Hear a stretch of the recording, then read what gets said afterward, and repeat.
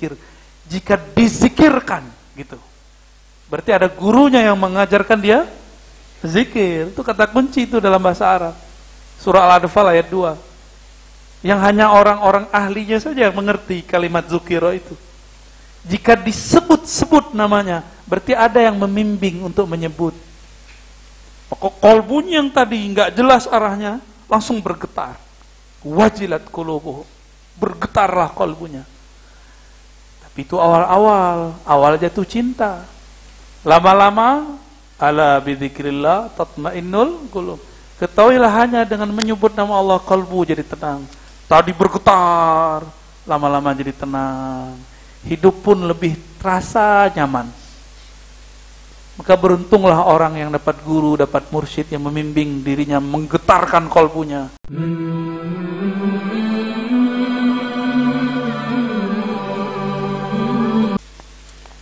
Assalamualaikum warahmatullahi wabarakatuh.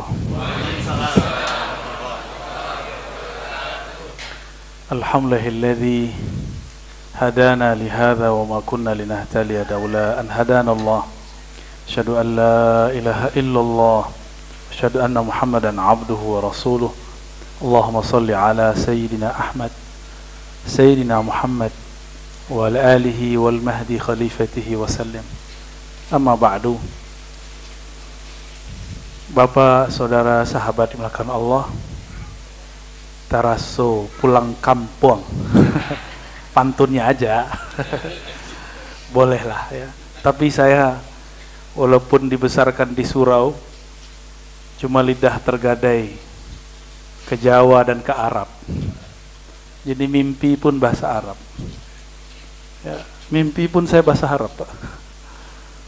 Dari umur 18 tahun itu mimpi saya bahasa Arab terus sampai sekarang. Kalau jarang saya mimpi bahasa Indonesia, sesekali bahasa Inggris ya. Kalau habis ngajar teks Barat, Orientalism dan Al-Quran gitu, baru saya mimpi pakai bahasa Inggris. Tapi rata-rata bahasa Arab. Cuma pantun Arab pun saya tak bisa buat ya. Karena tidak belajar ilmu qawafi wal arud ya. Tahu teorinya tapi tidak praktek. Judulnya cuma tips dan trik ya, bukan praktek. Kalau praktek saya nggak cukup waktunya ya. Kalau praktek, oh Bapak bisa nangis-nangis nanti ya. Ini tips aja ya, karena waktu kita pendek. Nangis itu belum tentu khusyuk. Khusyuk itu bahasa Arab adalah ketundukan. Itu arti khusyuk. Kenapa dia tunduk? Karena dia segan. Kenapa dia segan? Karena dia kenal siapa yang disegani. Itulah inti dari khusyuk. Jadi kalau diringkas, apa itu khusyuk? Menghormati yang dikenal. Baru matanya tertunduk. Surah Al-Ghasyiyah menyebutkan wa absaruha khasyiah. Pada hari kiamat yang disebut Ghasyiyah, mata-mata tertunduk, tidak ada yang berani melihat ke atas. Melihat ke depan pun dia tidak berani. Dia tertunduk semua ketika diadili oleh Allah Subhanahu wa ta'ala, karena dia mulai tahu siapa yang mengadilinya. Jadi jalan pintas untuk khusyuk cuma satu, nggak usah pakai teori macam-macam. Cuma jalan pintas ini harus dicari sendiri. Cari gurunya. Kenali yang engkau sembah. Sembah itu bahasa Melayu, Pak. Artinya mengekspresikan rasa hormat. Menunjukkan kerendahan diri, lalu menyanjungkan pujian kepada yang maha terpuji. Itu dia menyembah. Maka kami dulu di Sumatera Barat, di Minangkabau, sebelum ada orang nikahan tuh ada namanya sambah menyembah. Bukan berarti datuk nyembah datuk. Nyembah dalam artian bahasa agama, tapi sembah dalam artian takzim. Maka sembah itu artinya takzim, mengagungkan. Bagaimana mungkin kita mengagungkan orang yang kita tidak kenal? Bisa nggak Pak mengagungkan orang yang tidak kita kenal? Tadi Ustadz Dwi cerita, saat kami ziarah kepada Syekh Abdul Somad Al-Falembani di Thailand, beliau bersama gurunya Ustadz Ahmad Idris, Ustadz Hadi. Orang nggak tahu, beliau kan kalau lagi di luar bajunya biasa, sarung, baju koko, ya, kopiahnya nggak dipakai serban. Dikira jamaah biasa. Disuruh-suruh oleh jamaah, fotoin saya. Kurang tinggi. Dan beliau lakukan semua. Besok ada yang colek, kamu tahu di Palembang. Langsung mereka tanya-tanya, searching jadwal-jadwal. Wah betul ini Ustadz Hadi ini. Walhasil besok minta maaf. Maaf itu bentuk dari sembah, respect. Udah paham ilustrasinya? Ya. Jadi kita ini kurang ajar kepada Allah, kurang adab kepadanya, karena kita tidak kenal siapa dia. Jadi kapan kita akan menghargainya? Kapan kita betul-betul khusyuk menyembahnya? Jika kita tahu tiada satu butir di alam semesta kecuali di situ ada percikan dari wujud-wujudnya, percikan dari kalamnya kun, atau hembusan dari zatnya yang maha suci. Inilah cara khusyuk paling ringkas, tapi cari gurunya sendiri. Gimana cara untuk merasakan ini? Gak mungkin instan, barang instan, pulangnya instan, perginya instan.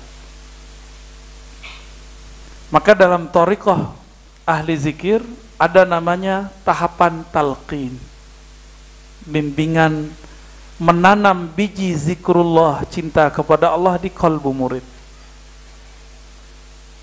Ya, cari gurunya. Gurunya harus guru yang sudah berbuah kalimah thayyibah dalam dirinya. Allah menyebutkan dalam surat Ar-Ra'd tentang zikir kalbu.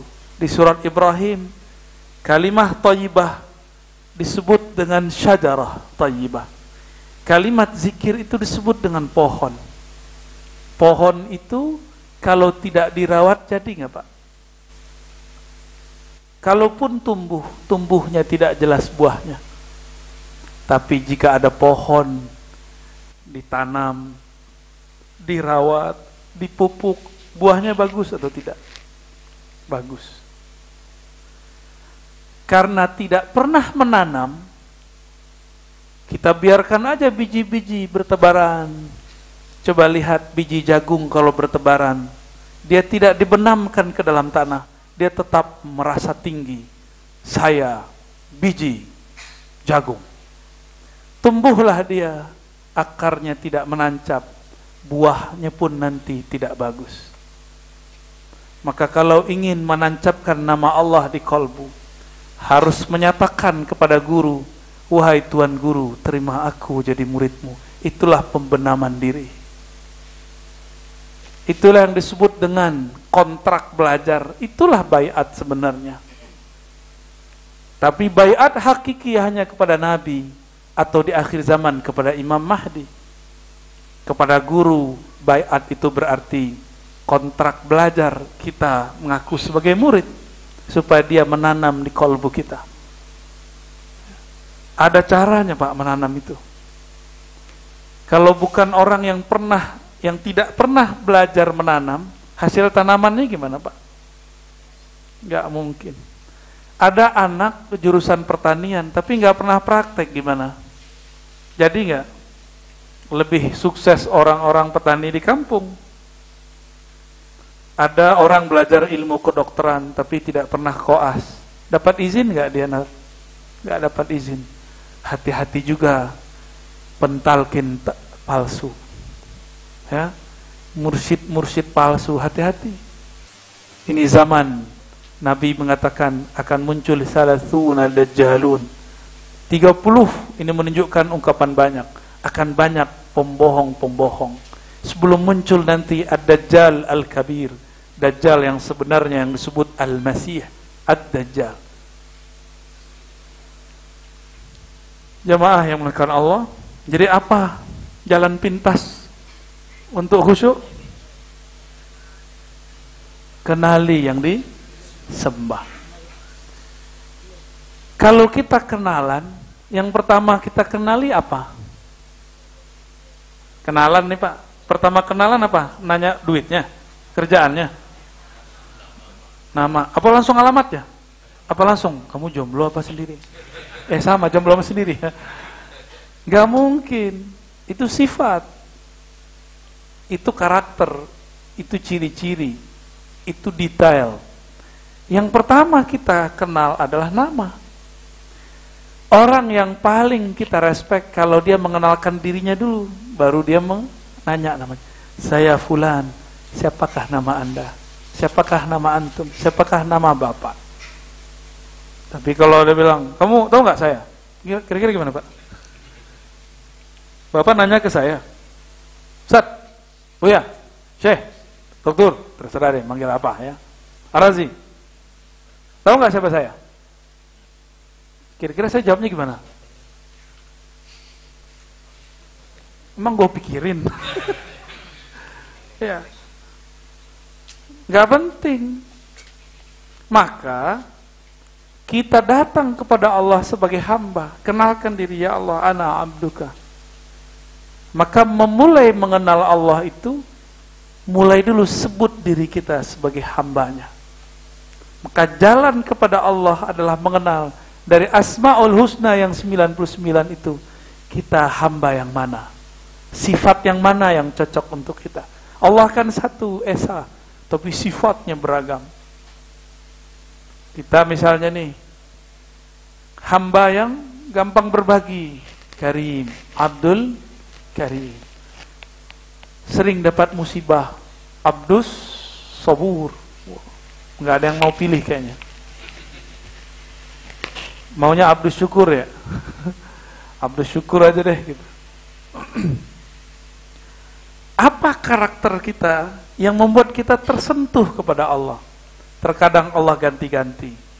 Kalau lagi susah hidup, maka namanya Razzaq. Ini lebih mengena. Jika lagi sakit, maka namanya Ya Syafi, Syafi, Maha Penyembuh. Jika kita berkekurangan, kita baca Kafi. Itu yang dibaca oleh tuan guru kita dari dulu ya. Ya Kafi. Dibid'ahin nama kawan kita sekarang ya. Benar. Emang itu bid'ah. Orang udah menikmati, dia masih mikir aja bid'ah ya. Kita sudah asik, ya Allah ya Kafi. Dia masih mikir, beda nih sampingnya, beda. Betapa kerasnya hati orang ini, karena dia tidak mengenal apa yang dibaca. Bagi dia kalau beda dengannya disebut bid'ah, beda dengannya disebut sesat. Kasihan orang begini, sempit sekali beragama. Padahal beragama itu luas. Orang semakin kuat agamanya, semakin luas pengetahuannya, semakin gampang untuk menghargai orang lain. Itu perkataan Imam Salafus Saleh Abu Hanifah. Orang yang man zada fiqhuhu, ya, qalla inkaruhu. Siapa yang nambah ilmunya, tambah fahamnya, sedikit inkarnya. Jadi kalau dibalik gimana? Yang banyak ingkarnya, yang banyak nyalah-nyalahinnya, berarti banyak jahilnya. Kurang ilmunya, bukan kurang lagi, emang jahilun murakkab. Udah jahil ngerasa alim. Udah jahil, nggak ngerti ilmu, merasa alim, ya. Kalau bahas ntar kalbu kita keras lagi, Pak. Kenalkan diri ini hamba. Itulah makna man arafa nafsahu faqad arafa rabbahu. Siapa yang kenal diri, kenal Allah. Imam Ibnu Qudamah, Najmuddin Ibnu Qudamah menerjemahkan dengan kalam yang lain. Man arafa qalbahu wa arafa rabbahu. Siapa yang kenal kolbunya, maka dia kenal yang bolak-balik kolbunya. Jadi kenali dulu kolbu kita sukanya apa. Orang Wong Palembang itu sukanya cuka apa ya? Cuko. Iya. Tadi saya dapat kabar sebelum makan kapal itu loh. Kapal selam Sakti bener orang Palembangnya. Kopal selam dimakan, giginya ngancur-ancur. Ilmu debus apa itu ya? Itu minum cuko dulu katanya. Udah kayak orang dewa mabuk, kayak blok. Tapi emang dahsyat itu. Bapak saudara yang makan Allah. Kalau kita sudah kenal selera kita, kita cari mana yang bisa memuaskan selera. Benar. Kalau perlu antri di restonya, kalau perlu kita nunggu di kasirnya. Begitu juga orang kalau sudah kenal selera kolbunya, maka dia nggak banyak ngomong, nggak banyak curhat, nggak banyak cerita. Dia langsung datang, katakan, saya pesan Pak. Langsung. Begitulah orang yang serius. Jangan banyak bicara, jangan banyak curhat. Kalau ingin belajar zikrullah, langsung temui gurunya, minta belajar zikrullah. Kalau curhat, banyak orang yang mau curhat. Semua orang pengen didengarkan curhat. Dan tempat curhat yang paling luas adalah Allah Subhanahu wa ta'ala. Curhatlah kepada Allah. Ya, sampaikan apa yang kita rasakan kepada Allah. Ya Allah, hatiku keras ya Allah. Bimbing aku bertemu orang yang bisa melembutkan hatiku. Katakan kepada Allah, itulah makna ya muqallibal qulub, tsabbit qalbi ala dinika wa ta'atik. Ya Allah yang membolak-bolak hati, tetapkan hatiku dalam taat, dalam agamamu, dan bagus dalam menjalankan syariatmu. Itu kalau diterjemahkan, ya Allah bimbing aku bertemu orang yang bisa merawat kolbuku. Sekarang enak Pak, dulu kita belum ada YouTube. Sekarang Bapak tinggal pinter-pinter nonton YouTube. Jangan sebarang. Itu torikot baru namanya torikot YouTubiah. Torikot YouTubiah itu syekhnya macam-macam. Ada yang berijazah, ada yang tidak. Ya, harus benar-benar kenal ini orang sanad ilmunya kemana. Ngajilah kepadanya. Lewat itu boleh. Tapi untuk zikir jangan diamalkan kecuali gurunya kita bisa temui. Ya, untuk zikir harus guru yang bisa ditemui. Kenapa? Karena nanti gurunya bisa mengarahkan zikir itu dengan kolbuna, bukan dengan akal. Kalau engkau zikir dengan akalmu, gila lah engkau. Kalau engkau zikir dengan kolbumu, waras, benar-benar waraslah engkau. Mereka lah yang disebut ulul albab.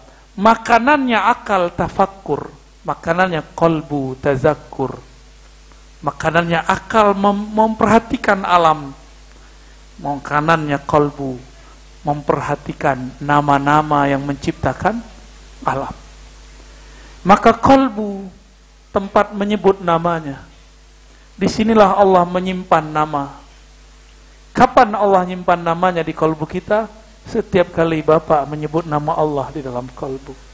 Itulah makna fazkuruni azkurkum. Sebut aku sebut kamu. Terjemahan bebasnya, tabunglah namaku. Kapan engkau menabung namaku? Saat engkau menyebut namaku. Suatu kali di akhirat kelak, ya, disebutkan dalam dua riwayat Al-Baihaqi dan Tirmizi, ada seseorang yang berdosa, dosanya banyak. Saya pernah sebutkan ini dalam beberapa halaqah. Tapi ini penting di zaman sekarang. Karena orang mencari ilmu kemana-mana, tapi dia lupa inilah yang basic, inilah yang paling penting. Kita ini banyak dosa, benar Pak ya? Saya lebih banyak dosanya dari Bapak. Karena saya tahu saya melakukan. Saya tahu saya melanggar. Itu dosa saya lebih banyak.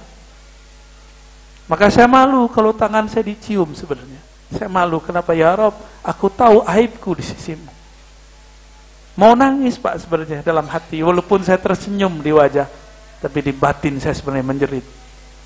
Ya Allah yang tahu aibku engkau. Betapa aku hina, aku dihormati orang, tapi di sisimu belum tentu aku dihormati. Kita ini banyak dosa. Lalu bagaimana caranya supaya dosa ini bisa dikalahkan? Ketika nanti ditimbang, timbangan dosa ini bisa kalah. Caranya cuma satu. Ambillah sesuatu yang bisa memberatkan kebaikan meskipun dia sedikit. Apa yang bisa memberatkan kebaikan? Kita undur azan ya. Nanti langsung qomat, langsung sholat. Sepakat? Ya. Sholat isya itu yang afdol, yang diakhirkan. Cuma ini jarang diamalkan. Yang ngamalin cuma orang-orang suluk. Itu pun dibid'ahkan oleh kawan. Belum pulang dia dari Timur Tengah, dia bilang, "Oi, bid'ah." Padahal dia tidak tahu bahwa itu ada di Sahih Bukhari, ada di Sahih Muslim. Sholat yang afdal isya itu ketika 9, 10 itu paling afdal. Cuma syaratnya orangnya rame. Kira-kira kalau dipraktekkan di Palembang, di Musola Al-Ikhlas, jam 9 sholat, kira-kira gimana? Tapi saya punya informasi penting. Ada yang pernah dengar Raden Jailani? Al-Falembani. Tinggal di Bekasi dulu. Banyak muridnya di Jakarta. Bahkan pejabat pun tak terkira. Raden Jailani ini kalau sholat isya, khusus bulan Ramadan, itu jam 12 malam. Habis itu disambung sholat tarawih. Saya punya sahabat, tapi sudah tua juga. Ya. Tapi wajahnya muda. Orang sini, Dr. Muhammad Aqib, tapi tinggal di Jakarta. Dr. Muhammad Aqib, Kemas Muhammad Aqib. Beliau ini murid dari Raden Jailani. Apa kata beliau? Setiap saya pergi sholat ke Bekasi, di pesantren, di majelisnya Raden Jailani, tidak ada satu nyamuk pun. Nyamuk aja gak berani datang, Pak. Nyamuknya udah capek, udah ngantuk. Udah jam 12 soalnya. Nyamuknya udah gak sanggup lagi terbang, kedinginan dia. Ya. Di saat itu orang pada sholat. Satu kali Pak Dr. Akib ini cerita kepada saya, kami sholat bulan Ramadan, saya lupa itu ganjil atau tidak, dia ngomong gitu. Ketika saya menoleh ke belakang, kayak gini Pak, noleh ke belakang, nggak ada temboknya, dia melihat makhluk putih-putih sholat sejauh mata memandang. Dia bingung, itu tanggal berapa? Saya bilang, Pak Dokter, itu malam Lailatul Qadar. Itu malam Lailatul Qadar. Tanazzalul malaikatu warruh. Pada saat itu malaikat-malaikat turun dan bersamaan dengan ar-ruh. Turun, itu yang dia saksikan. Yang dia saksikan bukan dengan mata ini. Dia saat itu sedang asik di alam kolbiahnya. Kolbu itu tempat berzikir. Kolbu itu tempat pertarungan antara iblis dan malaikat. Jadi kolbu kita ini setiap detik itu berebut antara iblis dan malaikat, ingin memasukkan informasi. Setiap kali hamba zikrullah, hamba ikut majelis, maka di kolbunya ada tameng menghalangi bagian kiri iblis. Setiap kali dia zikrullah, maka terbukalah bagian untuk malaikat. Masuklah kabar-kabar malaikat, masuklah nur malaikat. Tapi jika dia lalai, apa yang terjadi? Terbukalah bagian untuk iblis, masuklah dia ke dalam. Dia suntikkan racun-racun dari darahnya, dari telinganya, dari pandangannya, dan semuanya. Itulah sebabnya kenapa kita gampang suuzon melalui mata, gampang menggunjingkan lewat telinga, karena di kolbu tidak ada bentengnya. Karena kita banyak dosa, enggak dosa di mata, dosa di telinga, enggak di telinga, dosa di lidah, enggak di lidah, dosa di tangan, di kaki, di kemaluan, di perut, di semuanya kita punya dosa. Maka kita enggak usah merasa sok suci. Kita datang saja kepada Allah. Tidak usah curhatkan juga masa lalu kita kepada orang. Nanti kita ketahuan aibnya di depan orang. Curhatkan kepada Allah. Itulah yang disebut taubat. At-taubatu an-nadamu taubah. Orang pengaku menyesal di hadapan Allah, itulah tobat sebenarnya. Karena dosa kita banyak, sholat tidak khusyuk. Iya. Udah berapa tahun Bapak belajar sholat? Enggak khusyuk juga. Udah berapa tahun ngaji rukun 13? Enggak ada efeknya. Udah ngaji ilir mudi, utara, selatan, timur, barat, enggak khusyuk. Tapi dia saat lupa pengen khusyuk, Allah kasih getaran-getarannya. Pernah ngalami bergetar sholat? Di saat kita lupa kita pengen Khusyuk. Berarti Allah memang menahan khusyuk itu. Suka-suka dia kasih. Kapan orang dikasih khusyuk? Di saat dia tidak bernafsu untuk khusyuk. Nah, coba itu dibawa Pak setiap mau sholat. Jangan nafsu mau khusyuk. Pasti bisa khusyuk setiap sholat. Kenapa kita mau bertemu Allah? Allah nggak usah ditemui juga karena dia selalu bersama hambanya. Wa huwa ma'akum aina ma kuntum. Maka kita harus memasukkan kalimah yang berat di kolbu. Apa kalimah yang berat di kolbu? Yang dulu Nabi Musa pernah berkalam-kalam kepada Allah, ya Rabb, hadis Tabrani, kalau tadi Baihaqi. Yang Baihaqi belum saya selesaikan riwayatnya. Khususkanlah aku dengan zikir-zikir untuk mengingatmu ya Rabb. Lalu Allah Subhanahu wa taala mengatakan, ya Musa, qul la ilaha illallah. Bacalah la ilaha illallah. Apa kata Sayyidina Musa? Ya Rabb, ini zikir saya sudah tahu, umatku juga sudah tahu, nabi-nabi terdahulu juga sudah tahu. Khususkanlah aku dengan satu zikir. Apa kata Allah? Ya Musa, coba engkau lihat, kalimah ini jika ditimbang dengan langit dan bumi, lebih berat kalimah ini. Dilihat oleh Sayyidina Musa, kalimah la ilaha illallah ditimbang dengan langit dan bumi, mana yang lebih berat? Lebih berat kalimah satu saja, la ilaha illallah. Di hadis Imam Baihaqi disebutkan bahwa ada seseorang tidak punya amal baik. Semua kesalahannya diprint pakai sijil, pakai kertas, laporannya sepanjang mata memandang bahwa dia punya maksiat di sepanjang jalan. Dia punya kesalahan di sepanjang waktu. Dia punya keburukan di setiap tempat. Di mana aja dia berada, dia buat maksiat. Tapi sesaat sebelum dia mau wafat, dia bertemu ahli zikir, mengajarkan dia satu zikir. Tapi malaikat tidak tahu zikir ini. Kenapa? Zikirnya tidak di lisan. Zikirnya di mana? Zikirnya di kolbu. Maka malaikat azab langsung tarik, ini bagianku, dia ahli neraka. Ketika malaikat baru memegang, tiba-tiba Allah berkalam, wahai para malaikatku, tunggulah. Apakah kalian sudah menimbang isi kolbunya?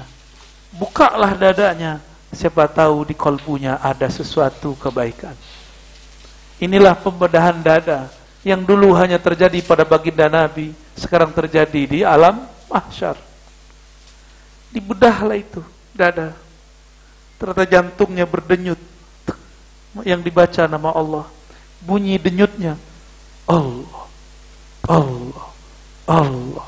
Begitu Allah, Allah. Malaikat bingung. Loh, ada nama Allah di kolbunya. Ada nama Allah di kolbunya. Apa kata Allah? Timbang jantungnya yang ada namaku dengan semua kesalahannya. Kita baca, itulah awal sholat. Allahu Akbar, Allah Maha Besar.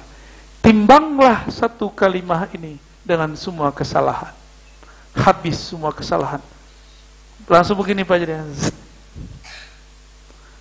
Malaikat azab yang tadi sudah memegang, dia kemudian melepas. Malulah dia. Ternyata malaikat tidak tahu isi kolbu manusia yang terdalam. Yang dia tahu cuma qalibnya, kalbu yang bernama fuad, lub dia tidak tahu. Yuhasibkumullah, yang menghisab langsung siapa? Allah. Nah, ilmu ini yang harus Bapak cari nih. Ilmu menyebut nama di dalam kolbu terdalam, sehingga tubuh ini terguncang dengan sakitnya kematian, dia tidak terguncang. Ala bidzikrillah tatmainnul qulub. Hanya dengan menyebut namanya, kolbu menjadi tenang. Kolbu yang saat badan ini kesakitan, dia masih nyebut namanya Allah, Allah. Bahkan kalau orang sakit, jika di kalbunya nyebut nama Allah, ahnya berarti ya Allah. Itu dia nyebut nama Allah sebenarnya. Kok serius amat sih? Sayanya yang serius ya, mohon maaf. Ini akibat kalau nama masuk sekali saja di kalbu, maka kata-kata pun jadi berat. Jadi kenapa Bapak ini ngomong sama anak gak ada terima? Karena kita ngomong di kalbu tidak ada namanya. Maka kata-kata kita tidak berat, tidak berkualitas, masuk seperti angin, masuk seperti kapas, dia kalah. Tapi jika kita berbicara ada nama Allah di dalam nafas, itu masuk ke dalam jantung, masuk ke dalam kalbu, bahkan menyentuh sampai kepada fuad dan lub. Kalau zikirnya nyebut dengan ruhnya, maka jangankan ya bagian-bagian yang lain itu ya. Itu kalau orang zikir pakai ruh, Pak, yang lain bisa lupa napas. Tapi itu nggak boleh sering-sering dipakai, itu berbahaya itu. Ini Sidi Musa sudah pernah melihat saya berkalam, tapi saya zikir dengan nafas. Itu hampir semuanya nggak napas, Pak. Pernah kejadian. Cuma waktu itu saya sedang tersinggung. Saya melawan tersinggung itu dengan zikrullah. Ternyata yang tersinggung saat itu bukan Ar-Razi, tapi guru-gurunya Ar-Razi. Bukan nafasnya agak berbeda. Jadi hembusan itu baunya bau zikrullah. Dan Allah itu akbar, wala zikrullahi akbar. Kecil semua jadinya yang lain. Kita aja jadi kecil ya. Nah, inilah lebih kurang PR Bapak ya. Karena depannya sholat itu Allahu Akbar, belajarlah ilmu, membesarkan Allah di dalam kalbu.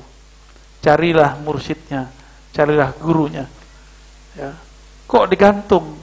Ya iya dong, mana ada sumur mendatangi gayung, Pak.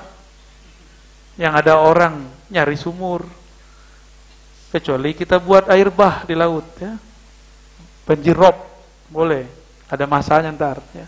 Lautnya datang ke Bapak ntar. Banjir kalimah. Udah ya. Udah jam 7, Pak. Jadi cara ringkas, saya nggak pakai teori-teori, Pak. Kenali yang disembah, sebut nama yang disembah. Jangan salah tempat menyebut, sebut dengan kalbu, bukan dengan akalmu. Ya, paham? Jadi kenapa orang salah belajar zikir? Karena si gurunya tidak dapat SK mengajar, nggak ada SIM, surat izin jadi mursyid. Akhirnya ngajarin murid untuk zikir kalbu, malah yang zikir akal. Pusinglah kepala murid. Bisa-bisa dia gila, bisa-bisa tambah stres, bisa-bisa ngomong-ngomong sendiri. Ya, itu bukanlah thariqah, bukanlah tasawuf, meskipun disematkan dan dituduhkan selalu kepada sufi. Ya, lebih kurang itu, Pak, jalan ringkas menuju khusyuk. Wallahu a'lam bishawab. Ya, gimana, Pak?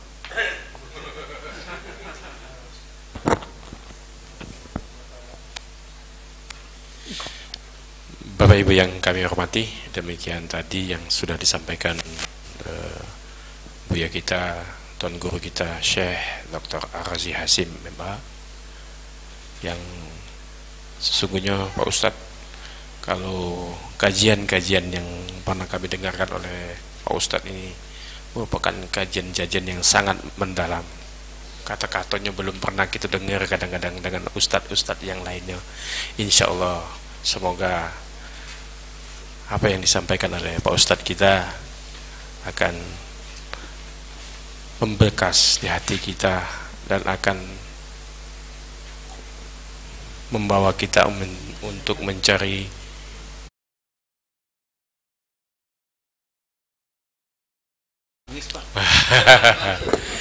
Ini Ustaz, sebelum menjadi pertanyaan yang lain, mungkin untuk mencari guru dan tidak salah cari guru, nah itu bagaimana Pak Ustaz?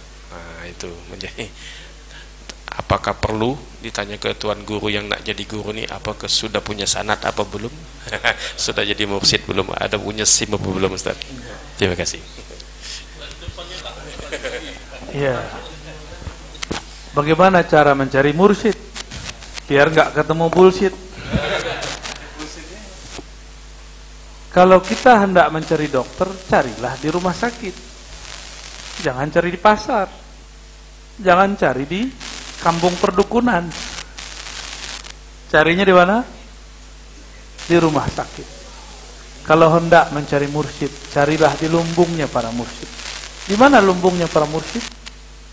Di surau-surau zikir, di zawiyah-zawiyah majelis ta'lim yang ada zikirnya. Tidak semua majelis ta'lim itu ada thariqahnya. Hanya majelis ta'lim yang di situ ada khalwatnya, suluknya, metodologi belajar zikirnya.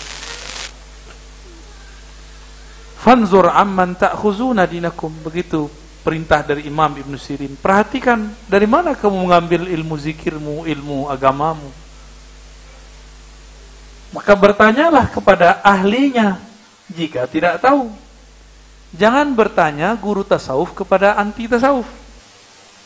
Seperti ada orang nanya kepada tarekat baru Pak, namanya Thariqat Qadiriyah Jawaziyah. Ada yang nggak tahu ya? Harus tahu lah. Orang nanya kepada dia, apa itu tasawuf? Apa jawaban dia? Dia pembenci tasawuf. Bagi dia tasawuf itu agama baru. Bagi dia sufi itu agama Syiah. Bagi dia tasawuf itu tidak ada dalam Islam. Maka dia mengatakan sufi itu zindiq. Ya, kata dia, apa arti zindiq? Sesat. Lalu lagu lama yang diceritakan, orang kalau bertasawuf nggak sholat. Sidi Musa pernah ngelihat saya nggak sholat nggak? Nggak pernah. Semenjak dia belajar sama saya, nggak pernah saya ninggalin sholat.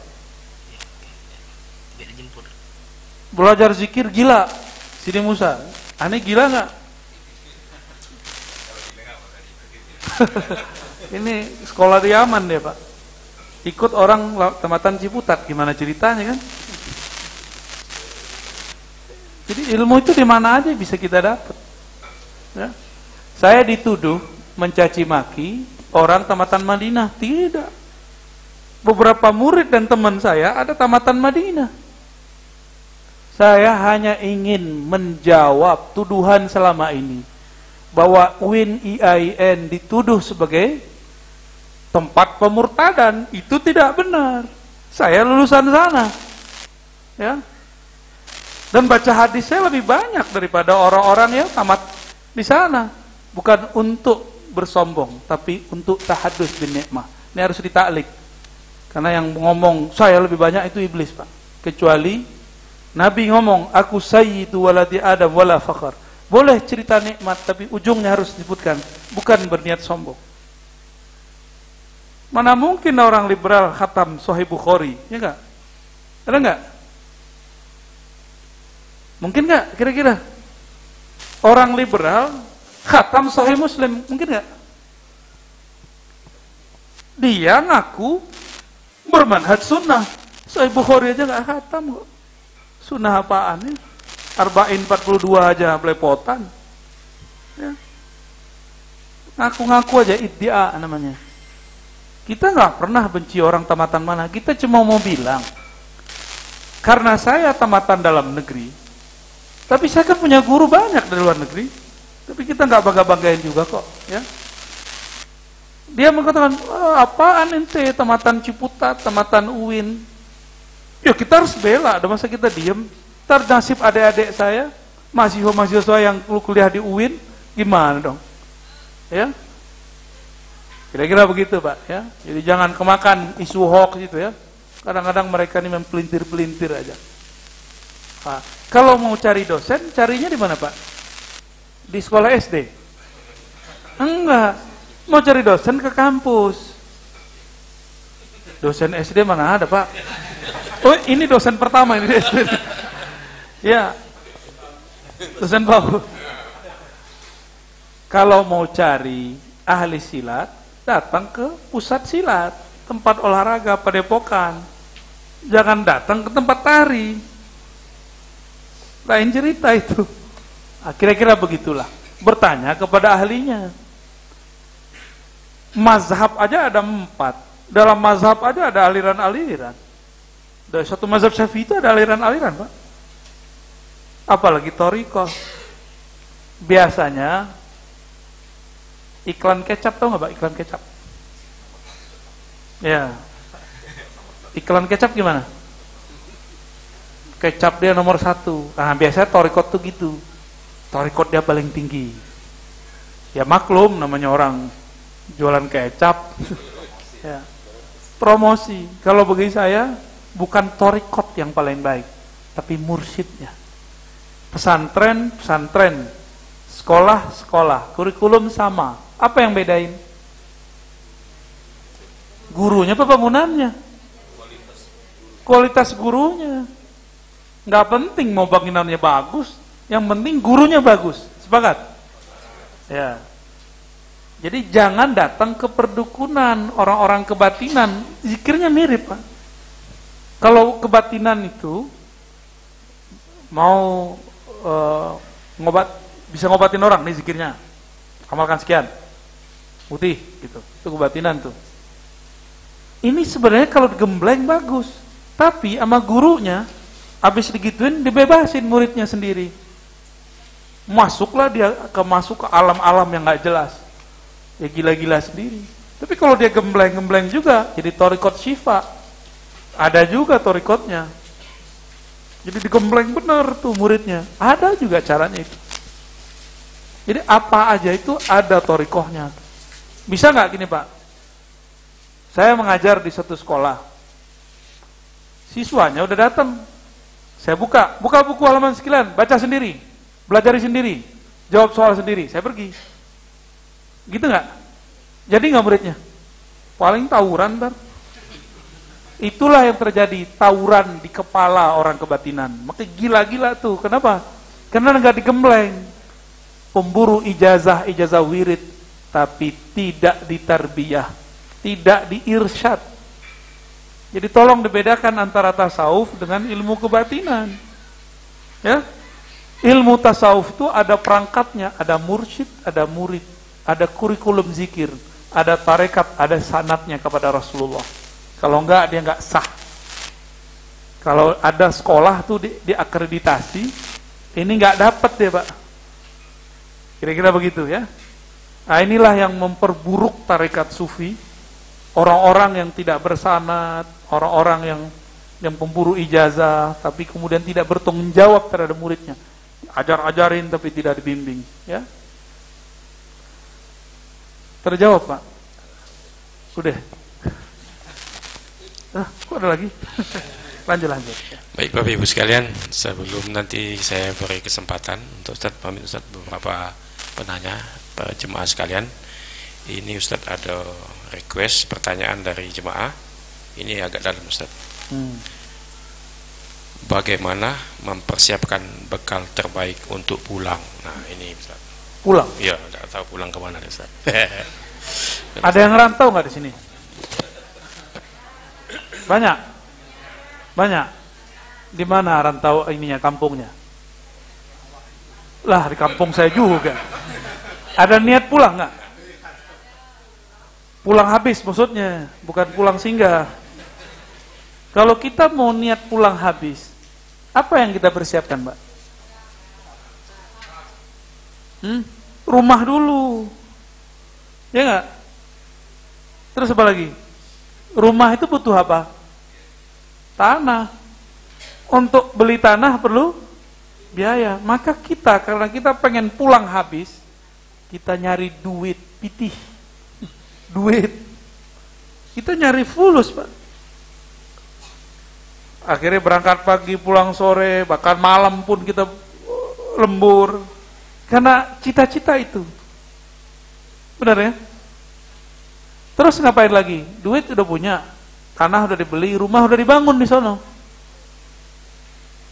Tiket nggak dibeli-beli, matilah di rantauan. Ya, kita beli tiketnya kemana? Kalau pesawat misalnya nih, maka ada namanya Thariqah Layoniyah, Thariqah Batiqiyah, Thariqah Garudiyah, ada Siti ya, Siti Nurbayawiyah, ada itu Thariqah, tinggal dipilih, harus dipilih. Sekarang nih, Bapak mau pulang, bawaan banyak, repot nggak? Gimana caranya? Kirim dulu, paketin dulu, itulah namanya sedekah. Jadi kita kalau sedekah, wakaf, Bapak lagi market, Bapak bisa nggak bawa tanah 1 hektar, bisa nggak? Nggak usah 1 meter, timbang sampai ke bawah. 7 langit bumi gimana sih? 7 lapis bumi, bisa nggak nimbangnya? Pakai koper apa Pak kita mau bawanya? Maka yang punya duit banyak, punya tanah banyak, udah sekarang wakafin Pak, segera wakafin. Kalau nggak kasih aja sama orang, ya banyak orang butuh tanah di luar sana tuh, ya rumahnya nggak jelas tuh, pinggir jalan rumahnya. Kita ini kan angan-angan, kita ngira itu rezeki kita, padahal rezeki itu yang kita makan. Bapak nyimpan duit di bank, belum tentu punya kita ntar. Siapa tahu kita mati, yang makan anak kita. Berebut lagi anak-anaknya kan. Cuma karena angan-angan ini melebihi badan, ukuran badan, maka dia berangan-angan macam-macam. Beli tanah di sini, beli tanah di situ. Kayak bisa kenyang aja makan tanah ya. Jadi gimana caranya? Dipaket Pak masuk surga. Wakafin, sedekahin. Jangan aneh-aneh kalau wakaf tuh ya.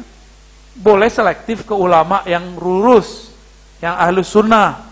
Gak usah bilang harus Quran. Semua ilmu itu ilmu Quran. Jangan cuma tahfiz doang. Ya. Ilmu fikih itu Quran, tapi hukumnya. Ilmu tarekat tasawuf itu Quran, tapi tentang ma'rifatullah zauqiyahnya. Semuanya Quran itu ilmu agama itu. Jangan cuma orang yang hafiz Quran doang, nanti nggak banyak yang berjuang untuk agama ini. Itu cara mau paketin Pak. Mau nggak paketinnya?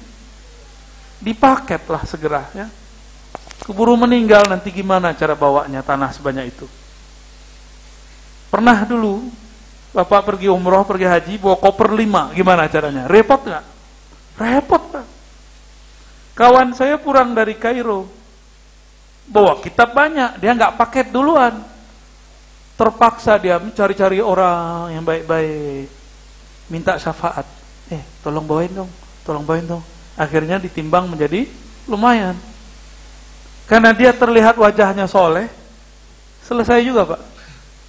Tapi dia minta syafaat. Masalahnya kita mau minta syafaat siapa Pak? Paham maksudnya? Ya. Jadi gimana caranya supaya pulang enak? Paketin tuh semua ya. Tapi Nabi kasih limit 1/3 lah. Kita punya tabungan 1/3 dari tabungan kita. Kalau perlu diwasiatkan ya.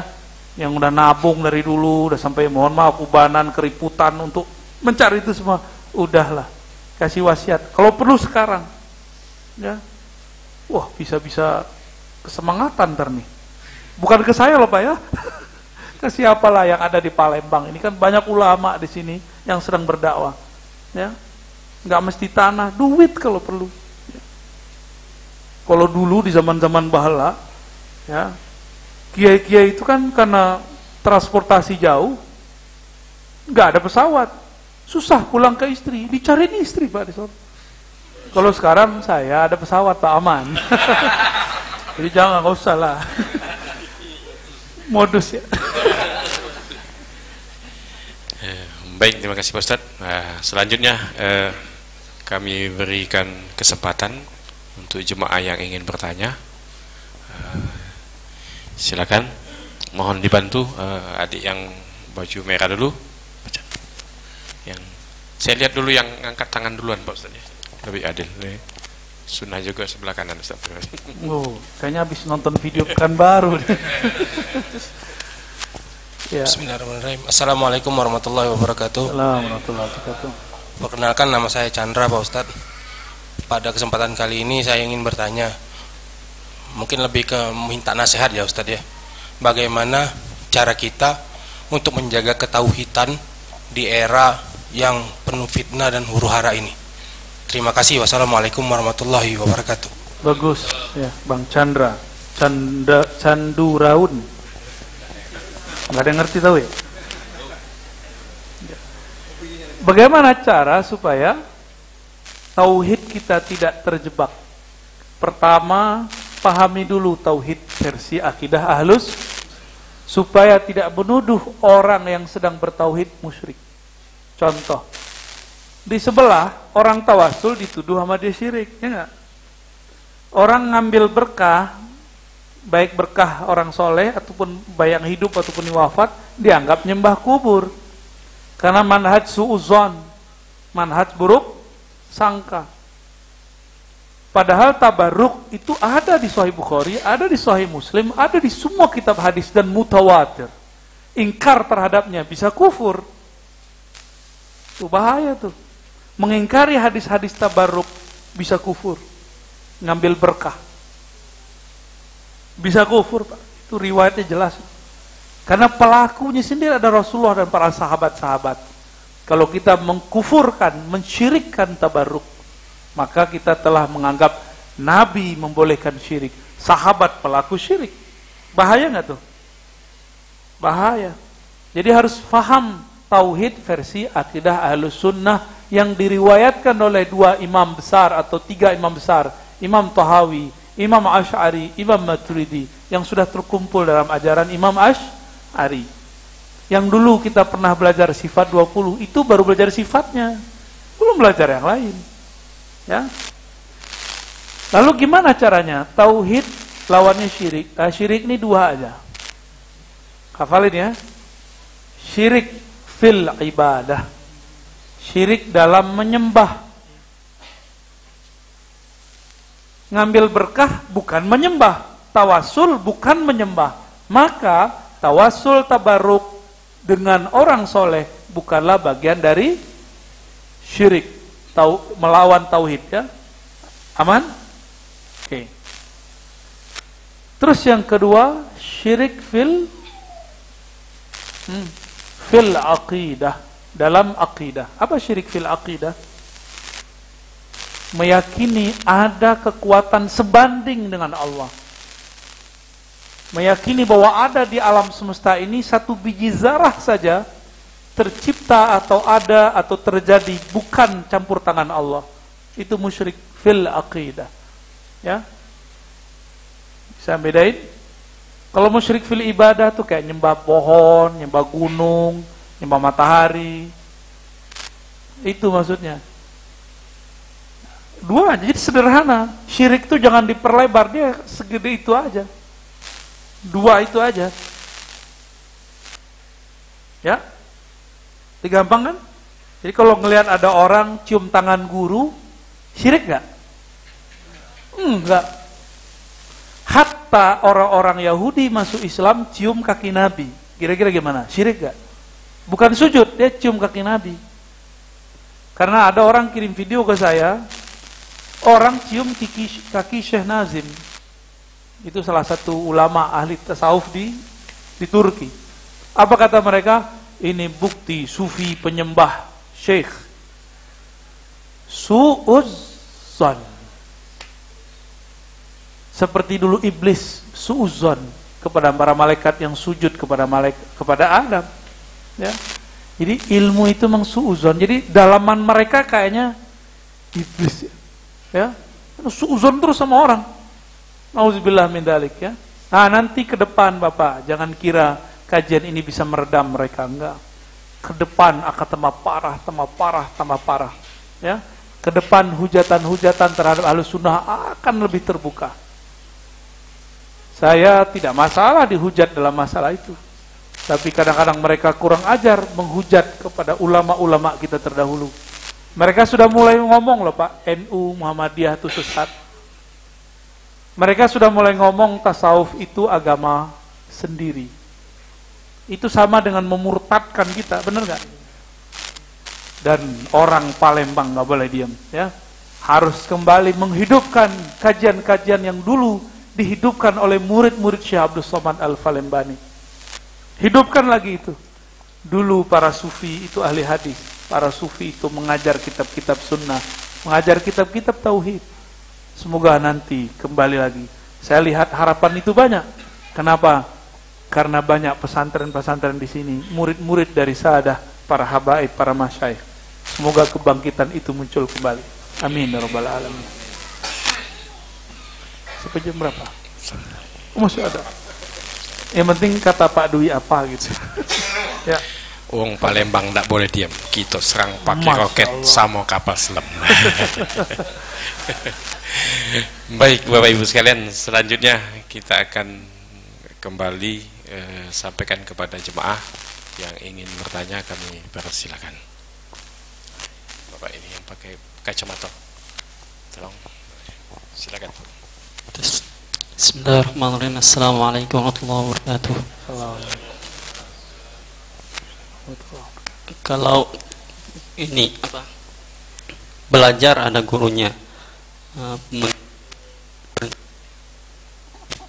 Tes berhitung, bernyanyi ada gurunya, dan dikasih tahu gurunya teknik dan metode masing-masing.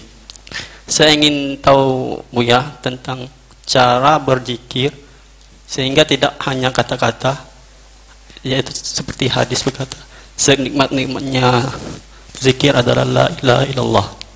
Nah, saya ingin tahu bagaimana cara zikir yang diajarkan oleh Rasulullah, terus ke Ali bin Abi Thalib, terus Hasan al-Basri, sampai terusnya ke Junaid Baghdadi. Saya ingin tahu triknya, Ustaz. Itu yang kita sarankan, cari gurunya. Bisa nggak seminar musik, kita belajar musik di situ? Ini sama kayak seminar zikir, bukan belajar zikir. Ini hanya memberikan peta-peta, nih cara belajarnya. Ini memotivasi, membuat kita sadar secara ilmu, sadar secara akli, sadar secara ruhi, bahwa ilmu ini harus dicari. Training-training kan begitu, Pak. Benar nggak? Kalau saya buka di sini, saya melanggar kode etik. Ya. Nanti saya dipecat di langit sana ntar. Emang ada nama kita di langit ya? Loh, ada Pak. Masa nggak ada?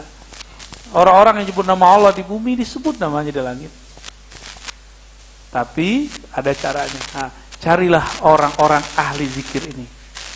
Jadi kalau Adinda ini misalnya ada seminar kedokteran, bisa nggak konsultasi kedokteran di situ langsung? Kan nggak bisa. Paling cuma motivasi, penjelasan umum. Maka saya pembatasi diri saya juga, ya, nggak boleh melanggar adab juga sih, Pak. Jadi guru itu juga ada adabnya, ya, lebih kurang begitu. Baik Pak Ustadz, terima kasih. Selanjutnya Ustadz Doni bertanya. Assalamualaikum warahmatullahi wabarakatuh. Nama saya Ramadoni, Ustadz. Yang ingin saya tanyakan, di Palembang ini kan sering adanya ratib saman, ratib al-hadad. Apakah itu dikategorikan dengan thariqah? Kan banyak kan thariqah Naqsabandiyah, thariqah Qadariyah. Nah, apakah itu yang dikatakan dengan zikir? Kemudian pertanyaan yang kedua, yang lebih afdol itu zikir dengan sir atau dengan jahar? Mohon penjelasan Buya. Itu saja. Yang ketiga, borongan ini. Ini yang sedang viral. Borongan, Buya. Borongan. Yang sedang viral ini di media sosial, hari Rabu Wakasan. Wakasan. Oh, ini safar ya? Ini bulan safar. Ya. Itu kan malam ini. Malam udah lewat. Oke. Udah lewat. Hari ini kan Rabu terakhir di bulan Safar. Nah, ini banyak tersebar di dunia, di grup-grup WhatsApp tentang Rebu Wakasan itu. apakah itu ada, apakah itu bisa dijadikan hujjah, apakah itu juga bisa dikategorikan fadhil amal dalam kehidupan kita sehari-hari. Pertanyaan yang keempat. Nah, cukup dulu Pak. Oh, sudah. Ya, ya. Yang pertama aja saya lupa. Ya. Ya, yang pertama tadi tentang ratib saman. Sebenarnya cara bacanya ratib as-saman. As-saman ya. Saman itu pembuat apa namanya? Saman. Samin. Kayak keju gitu ya. Ratib saman ini adalah salah satu formulasi daripada zikir jahar yang diwariskan oleh Sayyid Muhammad ibn Abdul Karim As-Samman Al-Madani, ulama Madinah. Ya, beliau salah satu zuriat Rasulullah SAW. Namun sayangnya sekarang ratib saman hanya sekedar ratib. Tidak ada lagi teknik berzikir yang diajarkan beliau, diajarkan. Lain lagi di Sumatera Barat. Diajarkan teknik zikirnya, ratib samannya sudah hilang. Kalau di sini diajarkan ratib samannya, teknik zikirnya hilang. Yang masih agak nyambung, seingat saya itu di Banjar. Di Banjar itu masih ada ratib samannya, masih ada zikirnya. Ya, saya nggak tahu kalau sekarang. Dulu waktu Abah guru sekumpul itu masih jalan dua-duanya. Semoga masih jalan juga. Ya, dulu yang mengembangkan itu kan salah satunya adalah Abah Zain Syukri ya. Ya. Saya yakin beliau punya murid yang diajarkan zikir kolbu, yang pernah ditalkin oleh beliau. Nah, nanti dia kalau dapat ijazah dia bisa ngajarin. Kalau tidak ya sudah. Ilmu ini tidak habis, tenang aja. Nanti kalau nggak beliau ngajarin lewat ulama yang lain. Ya. Kalau nggak Bapak jemput ke Sumatera Barat sudah Pak. Ada jalur samaniyah yang lain. Ya. Zikirnya masih oke. Bahkan diringkas jadi 2. Zikir saman itu ada 7 tingkatnya. Karena diambil dari Tariqah Khalwatiyah Al-Qadiriyah. Gabungannya disebut dengan samaniyah. Diringkaslah oleh Syekh Abdul Rahman ya, dari Batu Sangkar menjadi 2. Itu berkaitan dengan pertanyaan tadi, zikir jahar dan zikir sir, lembut. Manakah yang lebih afdal? Tidak ada yang lebih afdal atau lebih buruk, dua-duanya bagus. Tergantung kondisi kolbu. Tergantung di mana kita berzikir. Jika kita berzikir di tengah keramaian, orang tempat itu tidak biasa zikir keras, yang afdal adalah sir. Jika kita berzikir di tempat orang yang sudah biasa zikir keras, maka zikir jahar pun dianjurkan. 1 itu. 2, apabila kolbu ini tidak tersentuh oleh zikir lembut, maka hentakkan zikirnya, keluarkan suaranya. Jika sudah lembut kolbunya, baru lembutkan juga zikirnya. Jadi zikir itu teknik-tekniknya begitu. Ya. Namun boleh nggak kita mengatakan, saya lebih suka sir Ustaz? Oh, berarti kolbunya sudah mulai lembut-lembut. Lelembut. Ya, sok lembut ya. Orang lembut itu kolbu kalau ditanam nama Allah, langsung dia nangis. Kalau enggak berarti baru sok lembut. Minimal air matanya berkaca-kaca tuh disebut nama Allah. Pasti dia ada getaran di kolbunya. Membuat dia terharu biru. Karena jika disebut nama kekasih, pasti orang kemudian terharu. Kekasihnya Sang Maha Kekasih adalah Allah Subhanahu wa Ta'ala. Tapi biasanya begitu pertama aja Pak, yang kedua lain lagi rasanya. Sama kayak orang jatuh cinta, awal-awal kan berdenyut itu, bergetar itu dada. Tapi kalau tiap hari, 3 hari mati sakit jantung Pak. Jadi getaran itu jangan diminta sering-sering, sesekali aja. Karena dulu di zaman Hasan Al-Basri, ada para tabi'in, zikir bergetar terus, zikir kolbunya, nggak lama mati dia. Kejadian. Ya. Ketika turun dibacakan ayat surat Al-Hadid, alam ya'ni lilladzina amanu an takhsha'a qulubuhum li dzikrillah. Ada 4 orang mati langsung. Pingsan mati. Karena keseringan baca ayat, kolbunya bergetar.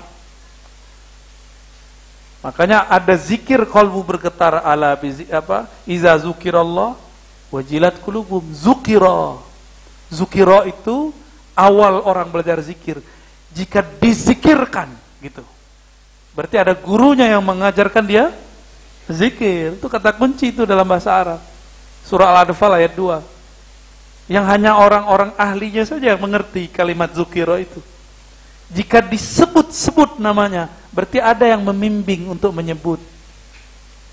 Kolbunya yang tadi nggak jelas arahnya, langsung bergetar. Wajilat qulubuhum, bergetarlah kolbunya. Tapi itu awal jatuh cinta. Lama-lama, ala bidzikrillah tatmainnul qulub. Ketahuilah hanya dengan menyebut nama Allah kolbu jadi tenang. Tadi bergetar, lama-lama jadi tenang. Hidup pun lebih terasa nyaman. Maka beruntunglah orang yang dapat guru, dapat mursyid yang membimbing dirinya, menggetarkan kolbunya. Itu mirip kayak dokter. Ada orang jantungnya udah gak gerak pak, disetrum gak tuh? Apa namanya itu? Setrum ya? Kejut. Wah, antum dokter ya? Dikejut. Maka talqin itu gunanya mengejutkan kolbu. Emang begitu bahasa Indonesianya? Jadi talqin itu untuk menghunjam, biar kolbunya itu yang tadinya dia nggak ingat kepada Allah dan dia keras, sekarang itu kalau bahasa kampung saya dioyak-oyak pak, digerak-gerakin lagi, disetrum oleh ahlinya. Nggak boleh kalau bukan dokter yang nyetrum orang yang sakit jantung. Begitu juga nggak boleh selain mursyid yang menggetarkan kolbu, nanti otaknya yang kegeger jadinya. Dia mau getarin jantung, yang dia tempel di mana? Di otak murid. Geger otak dia jadinya. Kira-kira gitu ya. Terjawab. Alhamdulillah. Masih nafsu nanya. Ya. Cukup ya. Oh iya. Rebowo Kasan ya. Memang ada satu riwayat yang menyebutkan bahwa penyakit-penyakit itu ya pada bulan Safar gitu aja. Tapi riwayatnya tidak sampai sahih ya. Baru kemarin saya ketemu riwayat itu. Lalu orang-orang ahli falak mencoba untuk menghitung sejarah masa bulan Safar.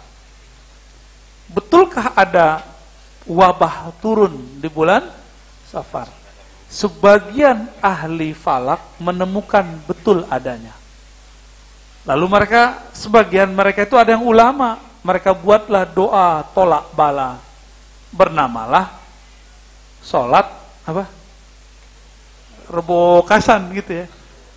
Nah ini nih, jika yang dimaksud sholat hajat tolak bala, boleh dikerjain.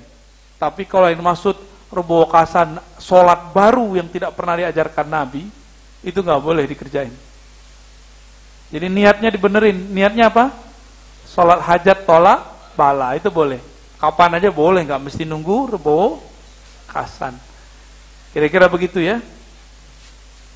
Kita masih jalan lagi nih Pak ya. Bapak Ibu sekalian, Sapar Kasan itu merupakan pertanyaan yang terakhir Pak Ustaz untuk pertemuan kita pada kesempatan malam hari ini. Perlu kami informasikan bahwa di Musola Al-Ikhlas ini setiap malam minggu ada ratib haddad Ustaz. Ratibul haddad ya, Ustaz. Bagi jemaah yang ingin ikut, kami persilakan untuk setiap malam minggu ke Musola Al-Ikhlas. Terima kasih. Baik Bapak Ibu sekalian, untuk mengambil barokah kajian kita pada malam ini, kepada Buya Dr. Arazi Hasim MA, mohon kiranya untuk bisa mengkhalifahi untuk berdoa kepada Ustaz. Baik Bapak Ibu yang makan Allah, mari kita tutup kajian ini dengan baca surat yang paling dicintai Allah, surat Al-Fatihah. Ala hazinni wa likulli niyatin salihah. Al-Fatihah.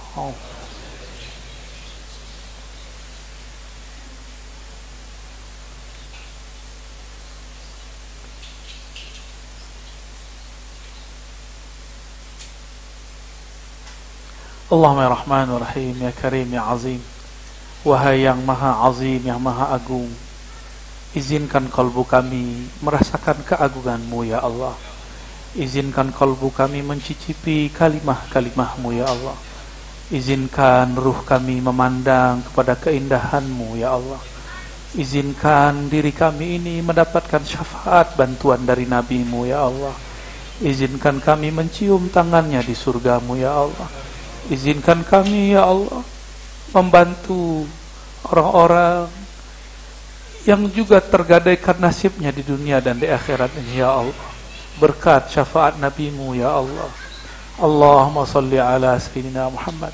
Ya Allah, sampaikan salam rindu kami, salam cinta kami kepada baginda Nabi Muhammad sallallahu alaihi wasallam. Ya Allah, adab kami sangat buruk kepadanya, disebut namanya kami tidak bersalawat, maafkan kami ya Allah. Sampaikan salam dan permintaan maaf kami kepada Nabi Muhammad sallallahu alaihi wasallam. Assalatu wassalamu alayka ya sayyidana ya Rasulullah. Wahai Rasulullah, terimalah salam dari kami. Terimalah salam dari kami. Terimalah ungkapan terima kasih kami. Terimalah ungkapan rasa maaf dari kami. Allahumma rabbana atina fid dunya hasanah wa fil akhirati hasanah wa qina adzaban nar. Ya Allah, berkah Nabi-Mu, maka berikan kami kebahagiaan di dunia, kebahagiaan di alam barzakh, kebahagiaan di padang mahsyar, kebahagiaan di alam surga, memandang kepada zatnya, memandang kepada Nabi Muhammad sallallahu alaihi wasallam.